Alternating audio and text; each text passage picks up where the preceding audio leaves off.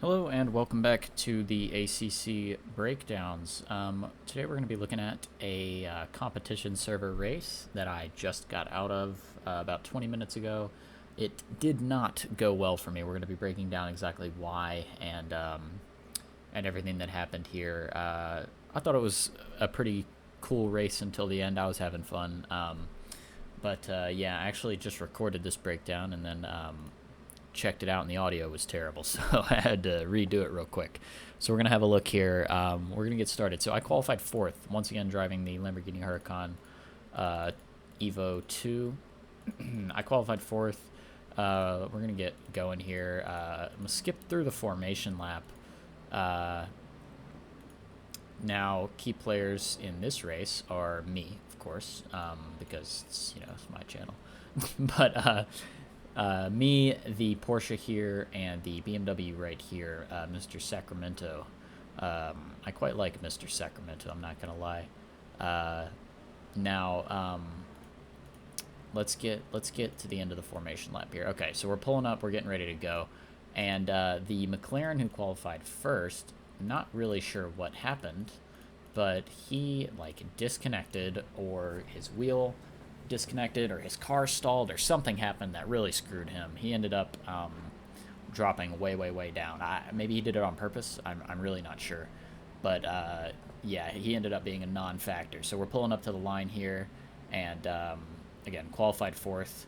Now let's get something out of the way here. So first things first. I qualified fourth. I am slower than this Porsche on pace. This guy is a little bit slower than me on pace, but we're pretty close, like probably within a couple tenths on our qualifying. Now, this Porsche is not very good at the whole racing thing. He's pretty good in qualifying, but not great. Not great at judgment or racing close, in my opinion. We're gonna get into the moments that make me say that, and also this guy right here, the me, also not very good at the whole racing thing. There were a couple of questionable moments from me. I think overall I did well. This is pretty much 5 laps of battling, or at least pretty close to that. 5 laps of under pressure driving. So overall I think I did okay, but I certainly could have done better. We're gonna point out the parts of this replay where I think I made some errors and where I think my driving was questionable. We're going to get into that as well. But I do not believe my errors were as grievous as this guy's, and I was certainly punished much harder than him for this guy's driving. That's what ends up happening. This guy causes a big old wreck. We're going to get into the wreck. That wreck ended up putting me out of the race. It didn't damage me heavily, but it spun me backwards. I ended up facing backwards on the racing line for a second and getting passed by all these fine gentlemen back here. And that's a very awkward position to be in. And it lost me pretty much every position there is to lose. I ended up in 10th from second or third at the time. So I ended up bailing. But yeah, we're going to get into the race here. Starting with turn 1, or actually starting with the first straight. That's when the first questionable moment is. So we're pulling up here, and the game tells everybody to hold their speed. So I hold my speed, and I am watching the lights, just waiting for them to go. And they do here right now. Nope, now, there, okay. Now I get a better launch than the Porsche, and also here's the first questionable move. So I cut in front of the Audi here. Is this reasonable? I don't know. I got a better launch than the Porsche, and I believe from the Audi, and I'll tell you why I believe that here in a second. But I end up trying to go to the left of the Porsche to get alongside, and I just end up going too far left. So I don't know if I misjudged it. I really don't remember what I was thinking at the time. I don't think I was trying to block the Audi as much as I was just get in front of the Porsche, or get to the side of the Porsche. But I did a little bit. However, the Audi never lifts. And he doesn't really change his driving much. He just kind of does normal stuff. So I don't think I hurt him by doing this, but it was definitely sketchy. Could have ended much worse than it did. Definitely not ideal to do. But in the moment it seemed okay, so I did it. I was going for positions. I wanted to get in front of this Porsche, and that was the way that I saw to do it, so I went for it. Whether or not this was a actual acceptable move, I really couldn't tell you. But it's the kind of thing that if somebody else did it, I could theoretically be annoyed at it, or I could say, hey, no big deal, it is what it is. But whatever. I end up in front of the Porsche here. And the first lap begins. Now, again, I qualified behind all these guys. So me being in front of them means that it's going to be pretty hard for me to build a gap. And that turns out to be quite true. It was very difficult for me to build a gap. Impossible, in fact. I never built a gap more than 1.3 seconds, and that was only for very brief periods. So here's the thing about this Porsche. This guy is quite unpredictable in his braking spots. He braked occasionally right on time, and most of the other times he braked either way too early or quite a bit too late. He had a habit where he would brake really early if he was like behind somebody, and like in a battle, he would brake really early, and then he had another thing where sometimes he would just not brake, and it would be way too late. That's what ends up causing the last crash. But again, we'll get into that. But yeah, so Audi's chasing me into the last chicane. He brakes too late and goes off. It loses him a position to the Porsche. Very unfortunate. But he does keep it ahead of the BMW, if I'm not mistaken. Yeah, Mr. Sacramento here. Now, I like this guy. I don't know why, but upon watching the replay again, I quite like him. Now, if I recall, this spot right here is not a spot where I quite like him. This is quite a bad spot. A thing we're going to be doing a decent amount of times through this replay is we're going to slow it down and look at everybody's braking point. Audi brakes a little early, just before the 100 board, which is fair. So you can brake at the 100 board if you trail brake into this corner, or you can brake just before if you want to be a little bit safer. Now, who am I to talk? What do I know? Not much, but, you know, that's, as far as I know, the meta for this corner. Now, Audi brakes a little early and gives the room, very importantly here. His line is going to take him to the outside of the circuit, which he's on the outside of these two cars, so it makes sense that he'd be headed towards the outside of the circuit. It's going to take him to the exit curb, and it gives Mr. Sacramento enough room to mount the curb and take the corner as normal, which, as we can see by Mr. Sacramento's line, is not what he is doing. He is instead braking, watch the 100 board. We are past it. We're like alongside it, a little bit past it whenever he hits the brakes. And that is problematic because, as you can see here, it causes him to understeer. And he's not going to make this corner normally. He is absolutely going to end up out there where this Audi has to end up because he's given the space. So this contact is on Mr. Sacramento here. This is the one thing where I'm like, that wasn't cool, Sacramento. But I don't think this was malicious. This was just him braking a little later than he meant to and trying to salvage it as best he could. So accidents happen, whatever.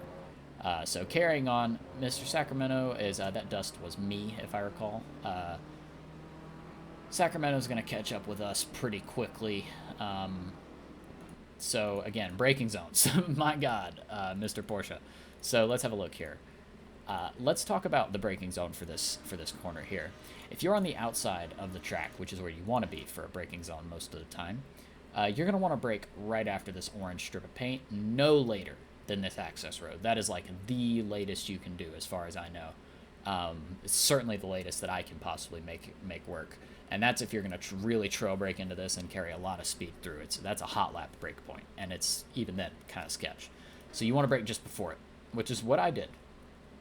Then you've got this Porsche who brakes after it. Like, look at that. Did I see that correctly? Where? Oh no, never mind. Sorry. He brakes really, really early. That's what happens here. This is one of the times where he brakes about 1.5 miles too early. He brakes about 200.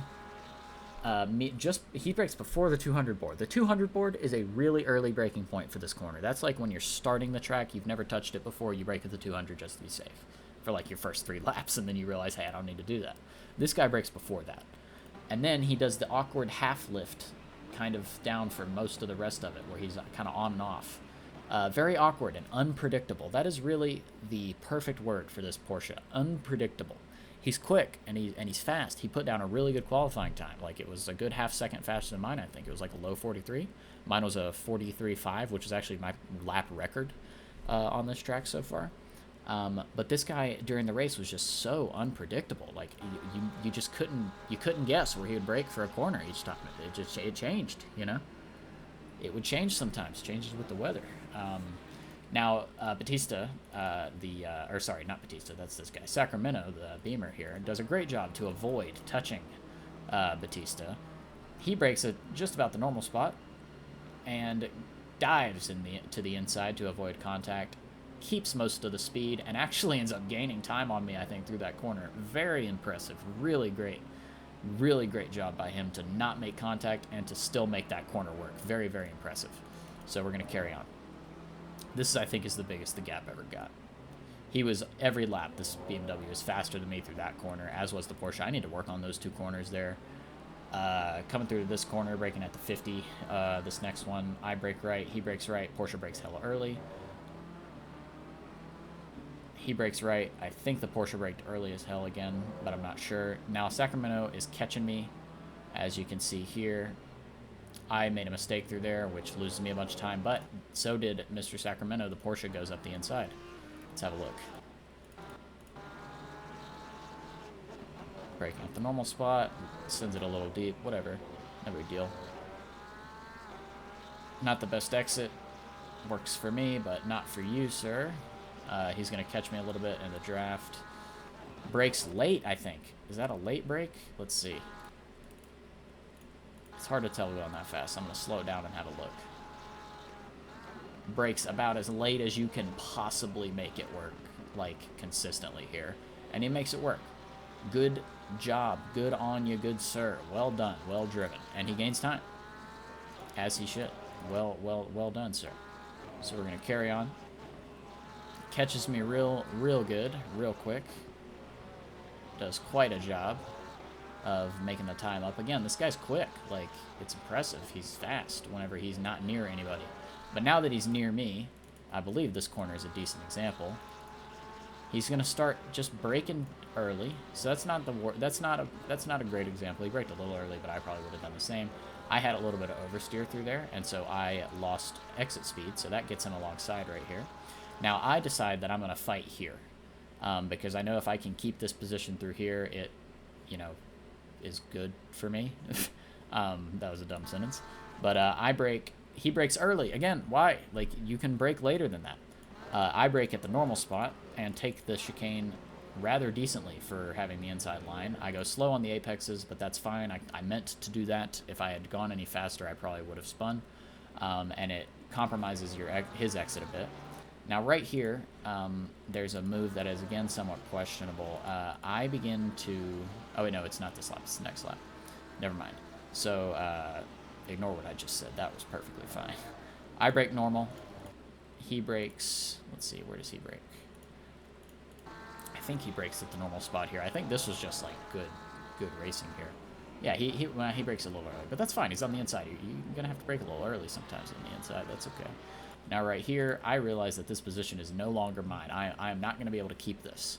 I could fight this around the outside and ruin my exit, or I could try to go for the uppercut, or at least to salvage a good exit and not lose a lot of time, which is what I do. I get my nose just behind his back bumper and turn in to catch the apex for a late apex and get a good exit, and it works out. Sacramento here, so he's caught us during all of that. Now again, braking points, very important. One of the most important things for racing. He is unnecessarily, so first off, he is unnecessarily defending this. I wasn't alongside him. I wasn't going to go for this lunge, but he is defending it. Somewhat unnecessary, but whatever. And then look at where he brakes. So you're on the inside. You need to brake a little bit earlier. He brakes after the access road by like 10 meters while on the inside, which is ridiculous. And obviously, as a result, he goes off. Now, I give him lots of space to rejoin. He rejoins safely. And it compromised. Me giving him all that space made me lift, and it compromises his exit. Sacramento is eager to get this pass done, and really does kind of mess this up. He goes in too hot. He's on the wrong side of the track for this next corner, and to salvage his exit, he tries to turn in really early, but it ends up just throwing him over the curb and off the track. loses his position, and again, the impressive speed of Bautista here, especially in a car as squirrely as this Porsche, to absolutely clobber that curb and get this kind of exit out of that while still remaining on the right side of the track is very impressive. And then he almost takes the position back here, and this is another spot where my driving is a little questionable, maybe depending on who you ask, but we're coming out of this, and I can see that I'm going to have the better exit. I'm going to end up in front of him. On my radar, my guy says I'm clear. My radar says I'm clear. I'm going to swing out to the outside, and I'm going to get the best exit I can. Again, he doesn't end up lifting because of this, but I cut across ahead of him and take the normal line. I think I'm allowed to do that, as far as I know, but it ends up working out. He's going to brake early, which fair enough. He was very close to me, but it was a little earlier than he really needed to, but that's okay. We're going to come down to the big, scary chicane. He's going to brake just a mile early and lose himself quite a bit of distance to me. But again, he is faster than me, so it's like he knows he can get it back, so whatever. Fair enough. But, yeah, he's gonna continue. Here we go. So he gets a better exit than me out of this here. And I am, again, I'm trying to just take my normal line because he's not alongside me yet. So I'm taking the racing line. I don't know if that's considered cutting him off or a reactionary move, but that's how I always drive that corner. So I don't know if that's... I don't know if I needed to yield that to him or not. I don't know. I don't think I did, especially not in the moment. I certainly didn't think I did. My plan was just to drive my line and not really worry about him, let him get the pass done if he wants to. So we come down into this here, and I brake a little late. I'm on the inside, and I braked pretty much right at the 100 board, or well, a little bit before the 100 board, but not quite enough before it. And I braked a little late, and I go a little wide. And he anticipates that and goes for the undercut and drives into the back of me here. This is fine. I don't have a problem with him hitting me here. It's not a big deal. Stuff happens. It didn't throw me off the track. It didn't hurt me in any way. It's fair enough. I overshot the corner. He wouldn't have hit me if I didn't overshoot it. He wouldn't hit me if he didn't drive into the back of me. So that's just a racing incident. Stuff happens. It lets Sacramento get up the inside of us, though, and it lets him take the Porsche's position. Not mine, but the Porsche's. We're going to go into my final full lap of the race. I've got the Beamer on my inside. I'm going to brake on my normal braking point.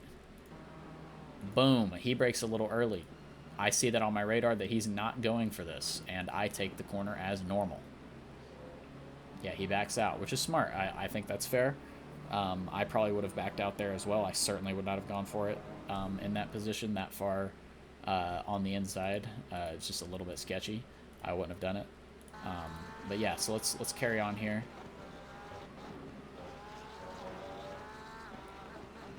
I believe Bautista and the Porsche is going to pass our friend of the Beamer at some point here.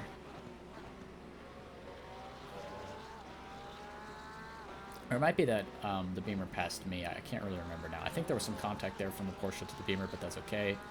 Again, stuff happens and nobody got hurt. Yes, so this little awkward. It's a little awkward, but it is what it is. Now, here is where it starts. Coming into this corner. Again, braking zone, just for the 100. I braked at about the right spot, but I overshot the corner a little bit. I didn't trail brake quite enough. I didn't trail brake very well, and it lets the BMW get on my inside and overtake me, which in turn lets the Porsche overtake me. Now, we're just going to watch what happens here. Full speed one time, and then I'll break it down. Let's have a look. We're coming into the first chicane. I am in third place. And goodbye me. And goodbye everyone. Everybody takes off. Very unfortunate. So let's break that down. What the hell happened there? So we're approaching the corner. Let's start with Sacramento. Let's start with the BMW. Approaching the braking point. He is going to brake, if I recall, pretty much perfectly, just after the orange. And he's downshifting, but he sees in his mirrors that Mr. misses his breaking point often, has missed his breaking point once again, and is going off the track. Let's have a look at it from the Porsche's perspective. You're on the inside. I'm still there. You have to give me the space, which he does. But you also have to brake. So again, braking here is roughly where you want to brake during a race. Here-ish during a hot lap. Never here, and certainly not when you're on the inside of the when you're on the inside line, when you're not even on the racing line. He brakes way late after the access road, which is obviously way too late, and knows he's gonna miss it, so he just dives to the inside and hopes that the BMW doesn't hit him, which, well driven, the BMW does not hit him. He slows down more than necessary to allow him to pass without him getting hit, which results in me running into him. Absolutely not the Beamer's fault. Me running into the BMW is my fault, technically, because I am the one in the car that runs into the other car. That's my fault. However, I don't think it was avoidable, because by the time I realized anything was wrong, we were already into the braking zone, and there was nothing I really could have done, except for dive out to the right here, which I could have done looking back, but just it was a split-second decision, and I thought that he was going to speed out of this. I really just didn't foresee this, and again, what I could see was this. So by the time I really realized anything was wrong, I was already committed to taking the normal line. And again, yep, I should have gone off to the right, but at this point is about when I realized I'm going to hit him, and even now diving to the right would have been difficult. My fault, but I don't, it certainly wasn't malicious on my end. I don't think it was malicious on his end either, of course, because that wouldn't make any sense. If you wanted to wreck us, there are better ways to do it. Obviously, nobody meant to do anything here, but it was just unfortunate. It was really well driven by the BMW to avoid this massive accident that would have happened if he had taken the normal line and normal speed. On me, I braked at the normal spot, going for the fastest time I could get through this corner in an attempt to keep up with him and potentially gain a position coming out of it. And by the time I realized anything was wrong, it was pretty much too late for me to do much about it. So again, my fault, but not really intentional. And the Audi, interestingly, brakes a little early, I think. He's the one that ends up hitting me and sending me around.